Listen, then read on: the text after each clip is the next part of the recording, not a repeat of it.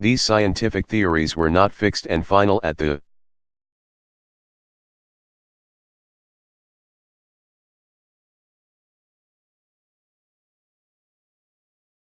death of Marx and Engels, who never considered them a dogma.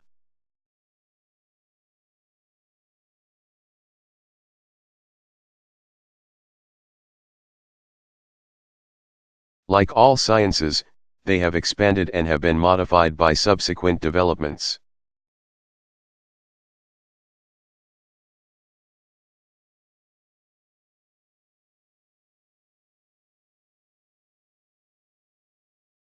Other students and writers took up where they left off, particularly V.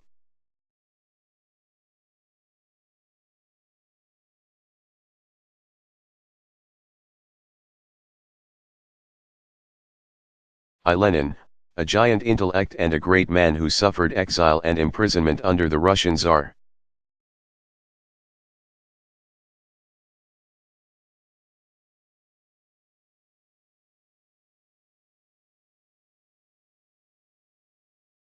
He returned to his beloved country to lead the workers and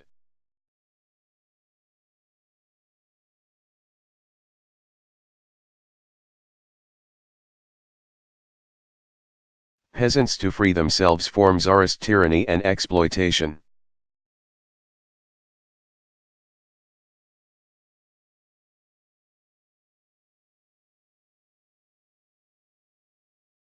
Lenin enriched Marxism by his studies, especially his analyses of new social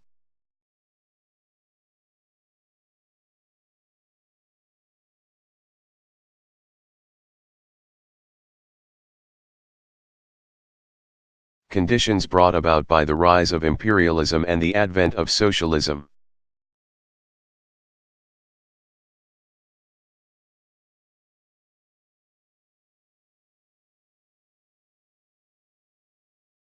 Marxist-Leninist writings today fill thousands of books in all known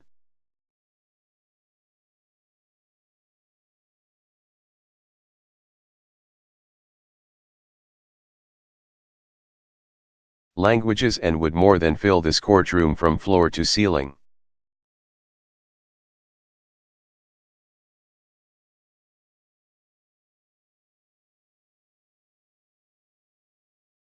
They are studied by millions of people throughout the world.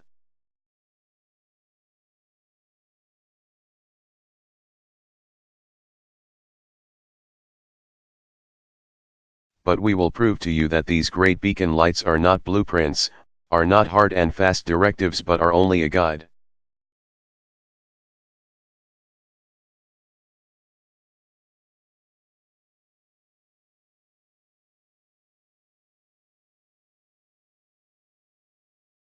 Modified to conform to the developments of history and to new social conditions.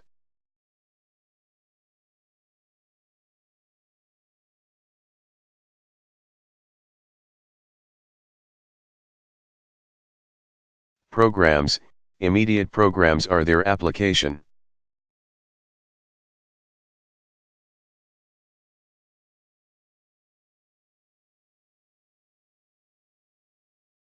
We hold that political theories are not treatable in a court of law under our established American tradition.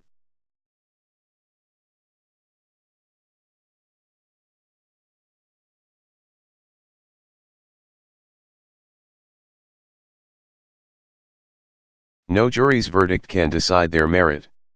Only the people can do that.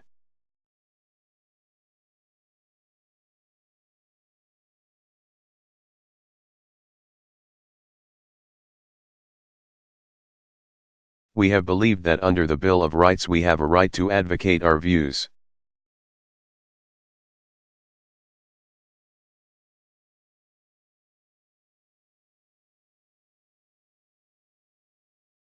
But since our ideas are here on trial, we feel we have a sacred duty to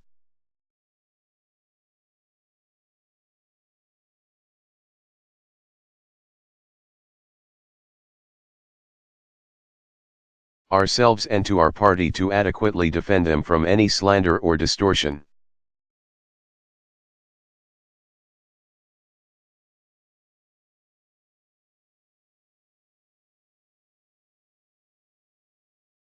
We contend that Americans have a right to speak their minds out on any subject.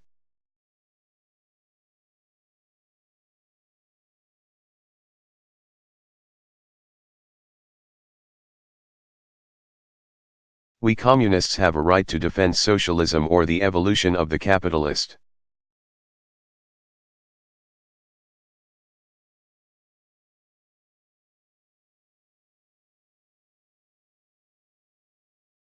System and economy and of the private ownership of the means of life of all the people.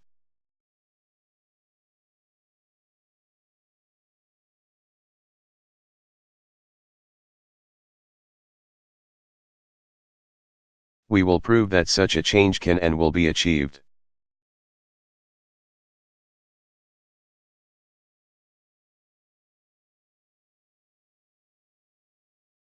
Only when the majority of the American people are ready and willing to make it.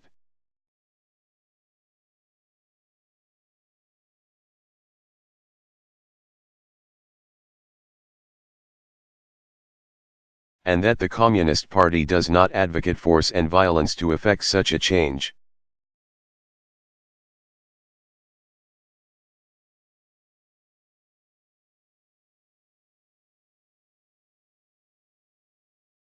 We will try to prove to you during this trial the meaning of working class internationalism.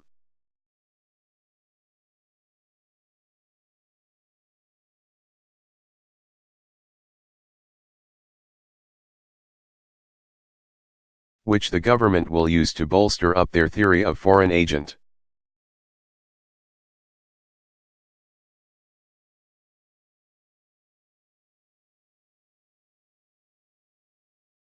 Abraham Lincoln said, "The strongest bond of human sympathy, outside the family relation."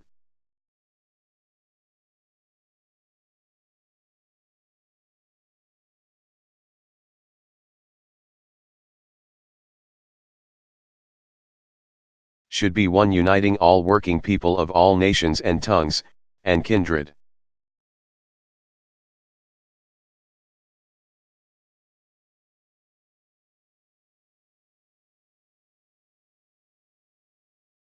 Both May Day and International Women's Day, we will prove.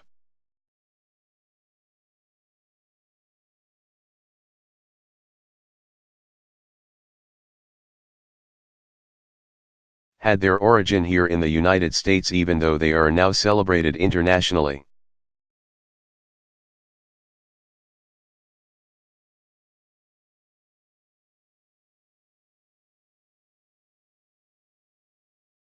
In the spirit of such solidarity I will show that I made 3 trips abroad and which,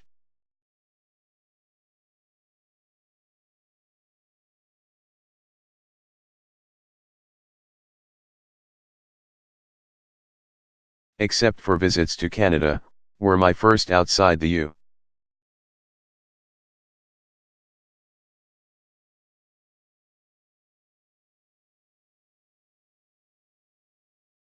Essay. The occasions were a Congress of Women, held in 1945. The 80th birthday of Marcel Caquin.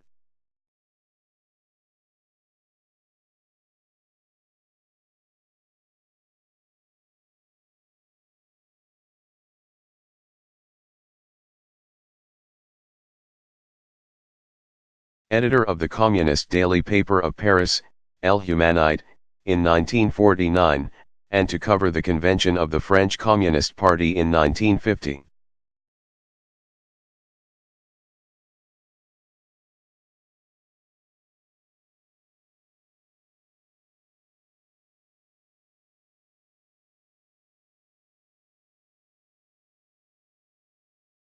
Where I was received as a fraternal delegate from our American party and invited to deliver its greetings.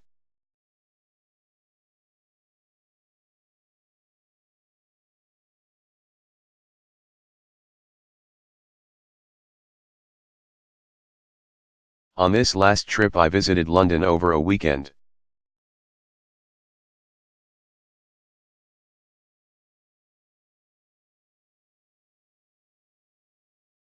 Spoke at a London District Communist Party conference, and visited the grave of Karl Marx.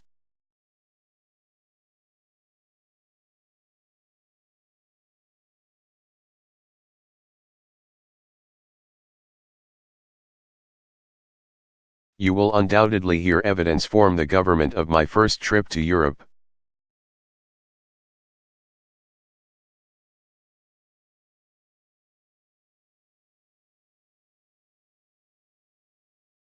The International Congress of Women was held in 1945, before the ashes of war were cold.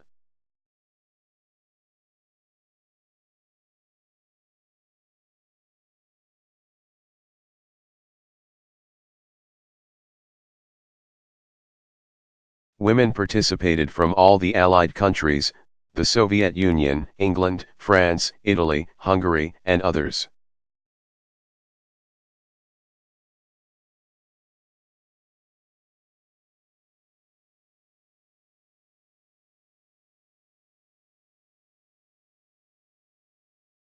Many had just been released from concentration camps and prisons, Ravensbrück, Buchenwald, Auschwitz.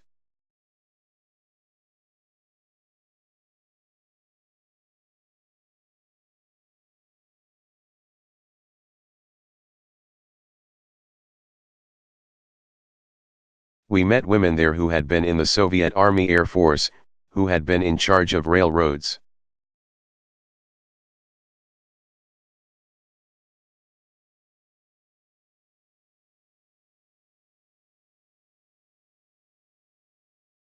Were executives of industry and reconstruction.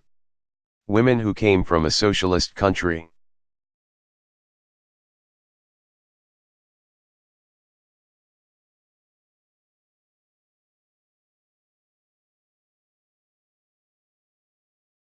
We met Spanish women in exile, some who came out of Spain at the risk of their lives.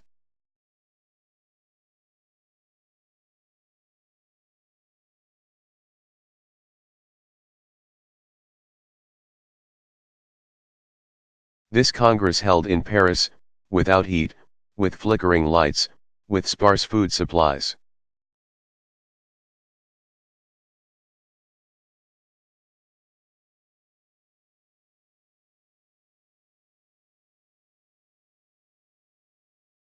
Was dedicated to the establishment of permanent peace in the world.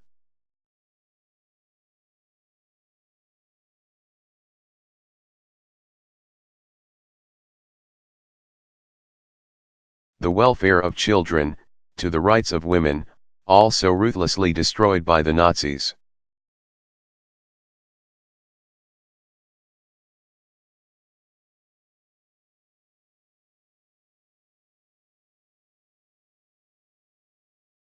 Never to let it happen again was their burning resolve.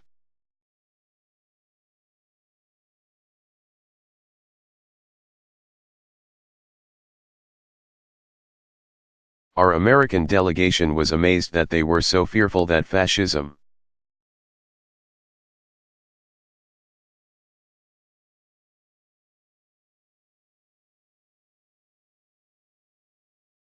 Like the fabled phoenix, would arise again from its own ashes.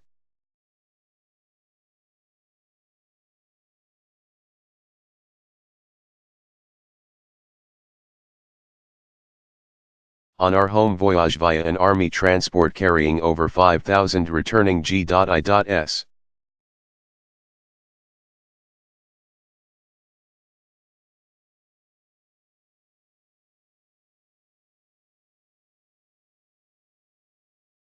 We found their desire for peace as eager as that of the European women.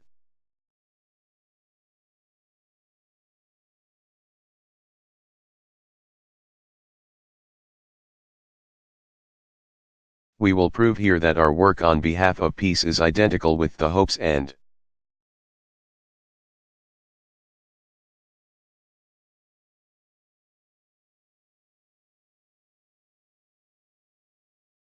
dreams of men and women all over the world as well as the whole American people today.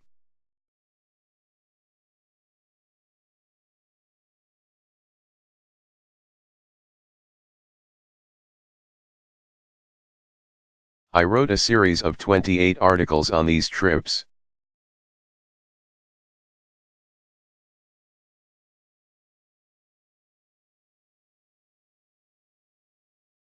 The one the government has listed is I met a great leader of France.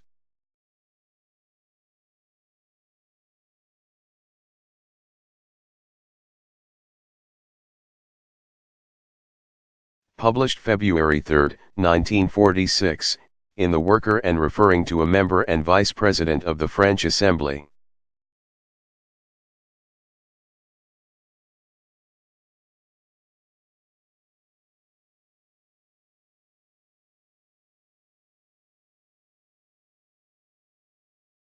A leader of the French resistance movement against the Nazis, a French communist leader, Jacques Duclos. You have heard his name from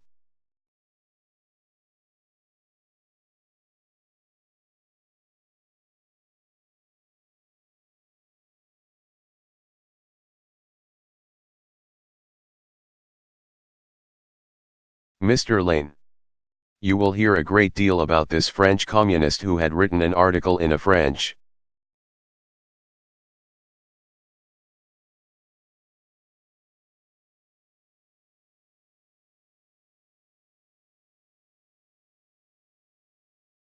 Communists magazine Cahiers du Communisme, in April, 1945. It was addressed to his French comrades.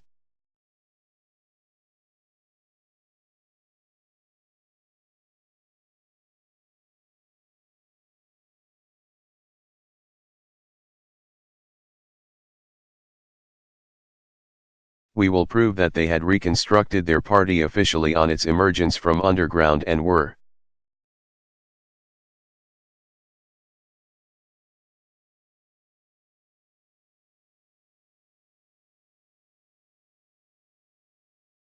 determined not to lose its identity in the popular United Front which had developed in the days of the resistance.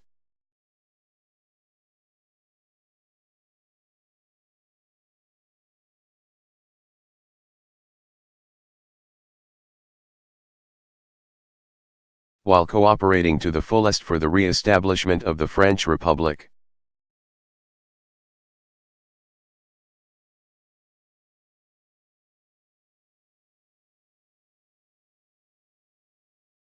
They maintained their independent existence as the Communist Party of France.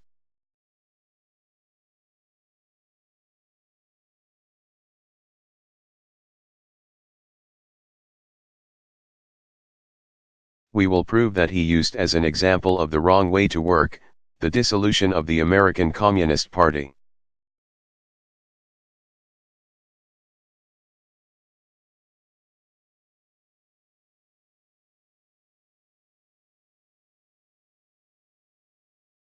And the creation of the Communist Political Association, which he analyzed in detail for the clarification of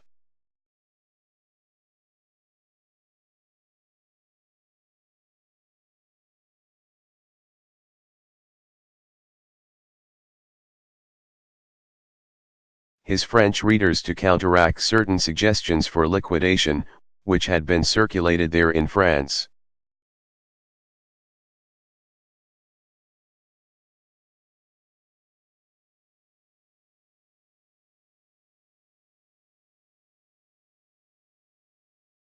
But we will prove that his article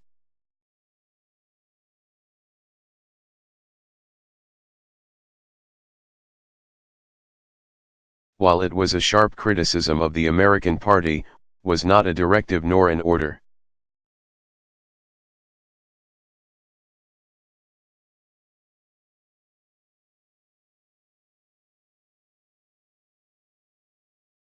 It stands to reason that such a characterization of our course as notorious revisionism which came from an heroic fighter against Nazism,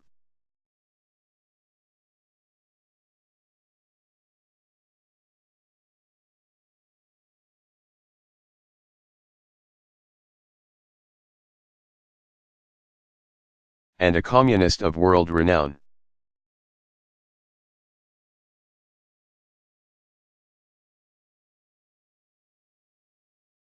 caused us to give it our most serious attention. Especially was this so, and we will prove, when it coincided with alarming developments.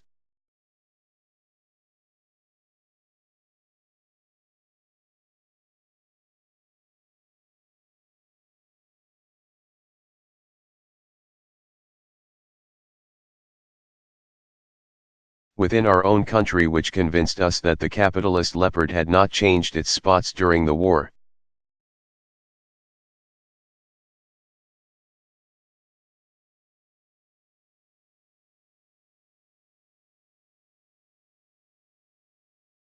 but was ready to resume class hostilities against American labor unions and our party.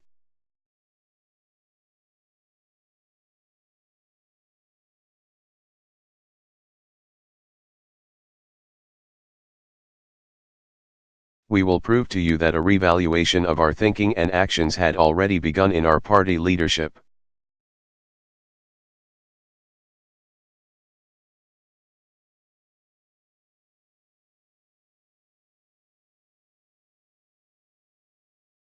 And even without the Duklon article, although possibly not quite so swiftly.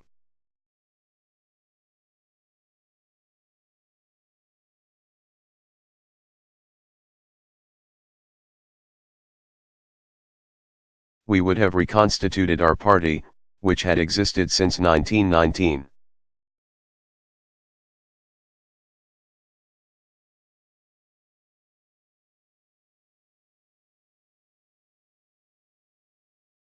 Interrupted only by an extremely short period of the few months of the Communist Political Association.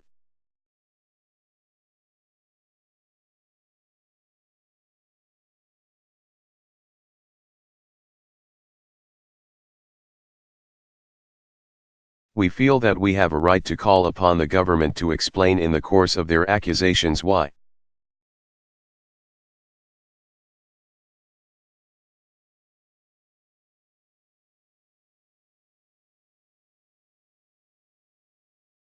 If the alleged danger emanating from our work was so clear and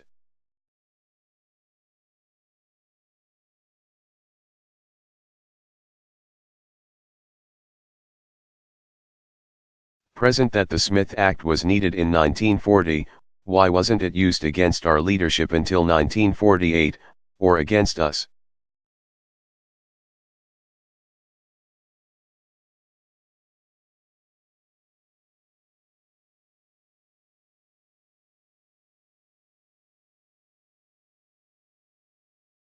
The present defendants, until 11 years after the passage?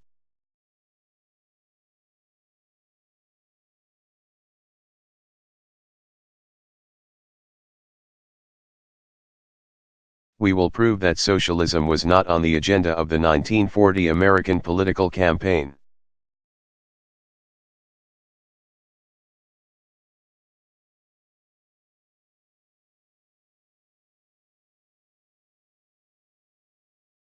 Nor in 1944, nor 1948, or even now in 1952, and, therefore, cannot be the real causative factor for this indictment.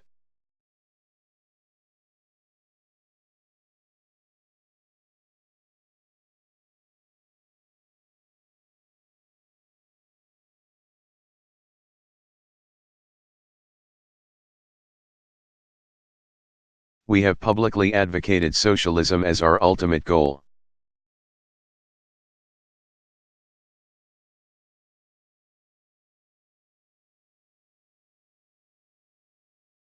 Since the birth of our party 33 years ago, please remember.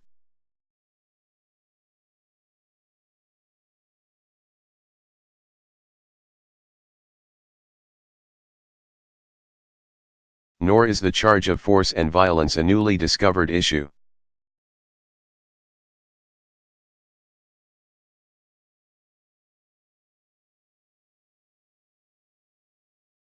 It was fought out tenaciously by the government for 16 years in the famous Schneiderman case.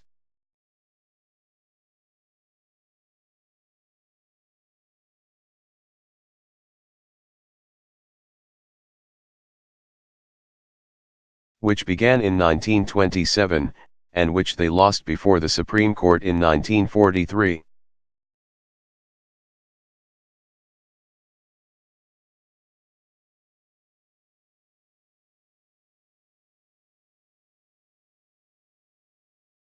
Asterisk.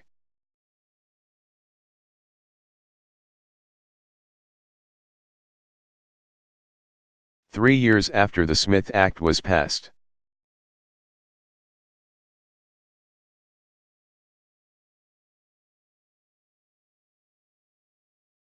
It was an attempt to cancel the citizenship of a leading communist.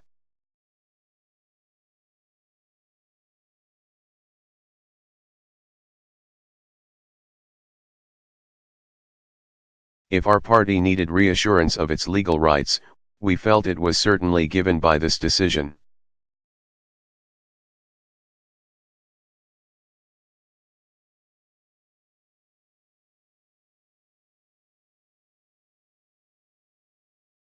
Justice Murphy wrote the opinion.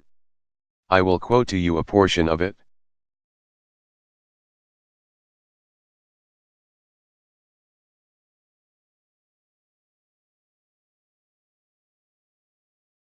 Which to our party and to the country generally was understood to have laid low this false accusation of force and violence once and for all.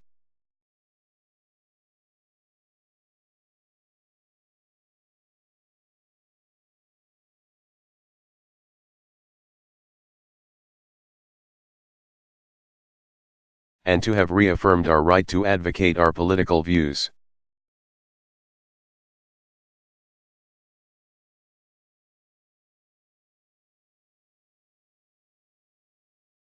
This also casts light on our intent, which you must consider.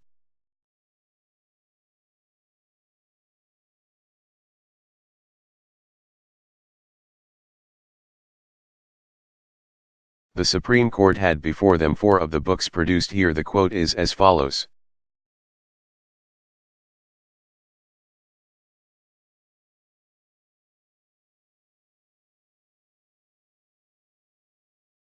A tenable conclusion from the foregoing is that the party in 1927 desired to achieve its purpose by peaceful and democratic means.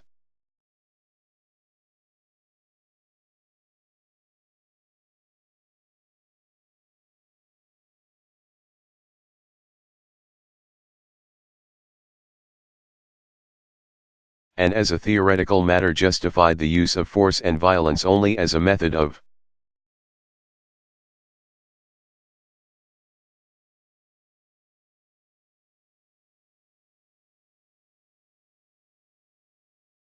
preventing an attempted forcible counter-overthrow once the party had obtained control in a peaceful manner, or as a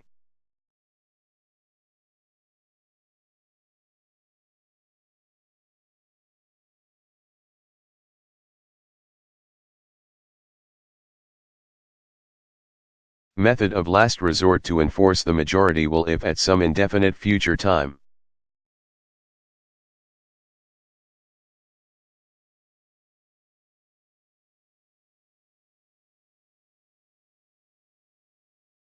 Because of peculiar circumstances constitutional or peaceful channels were no longer open.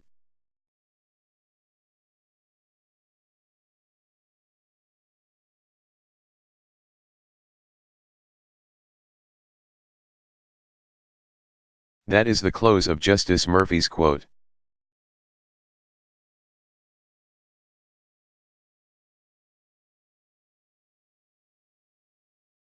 We will prove that our party has repeatedly endorsed this statement as a basically correct.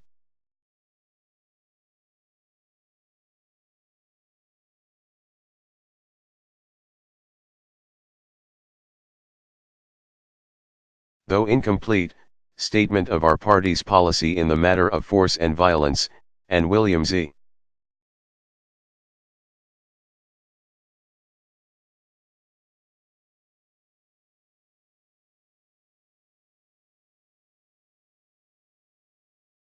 Foster, our chairman, so stated a few years ago before the Senate Judiciary Committee.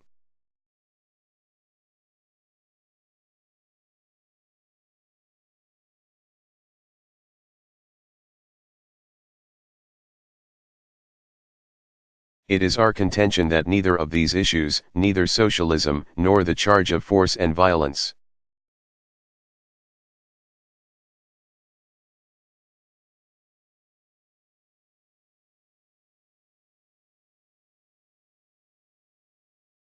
should rightfully bring us before this jury on this indictment.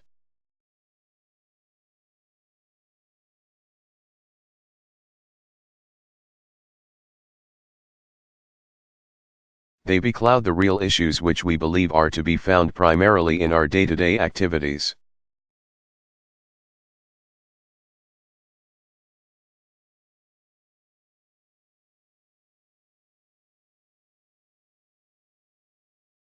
which are not peripheral or fringe activities as the government contends, but the heart of our work.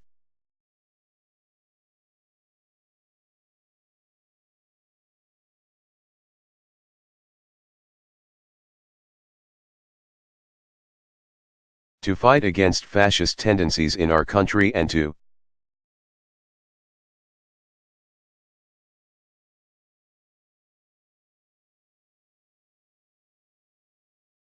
fight for peace is to us Marxism and Leninism in action.